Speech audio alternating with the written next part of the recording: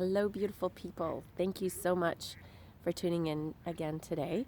I hope that you are all indeed well and safe. I wanted to talk about something that comes up an awful lot in my practice, and that is self-care. And when I say self-care, I imagine there are all sorts of ideas and feelings that come along with that. There might be images of decadent bubble baths and massages, maybe even shopping sprees, and just overall pampering oneself. No doubt that can be part of self-care, but that's not really what self-care is. Self-care is the ability to treat yourself compassionately. Now, having said that, if we want to take a holistic or a whole look at what self-care is, we have to also address what self-compassion is. And those two things might sound interchangeable, and yet they're very different things. If we are self-compassionate, that means that we regard ourselves with compassion. We regard ourselves with care and concern. And when we have that type of attitude or outlook on ourselves, it allows us to authentically self-care. So one is actually a state of thinking and being, and the other is a state of doing. And that's why they're not interchangeable. But the importance of self-compassion is we can actually live and have some level of success without self-compassion. However, we will never thrive. It's only when we have that compassionate space for ourselves that we can thrive.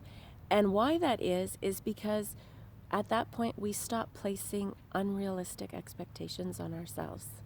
The pressure to be Martha Stewart, superwoman, superhero, the dad that does it all is released because we have a realistic view and a caring view of ourselves.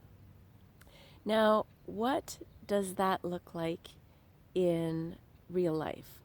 How can we be self-compassionate and self-caring?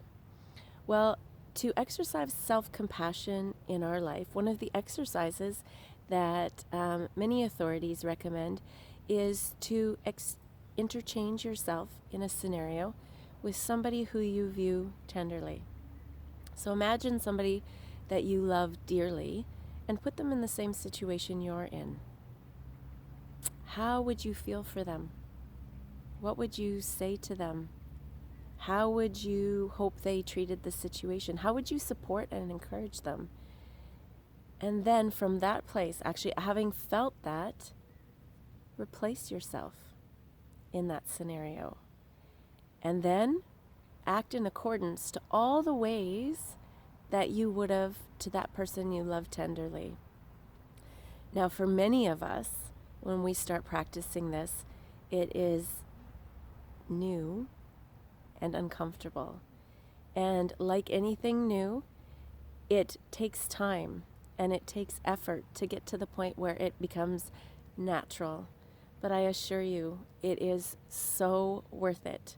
So again, just another rambling from Marty, another tool in your toolbox to examine self-compassion and self-care.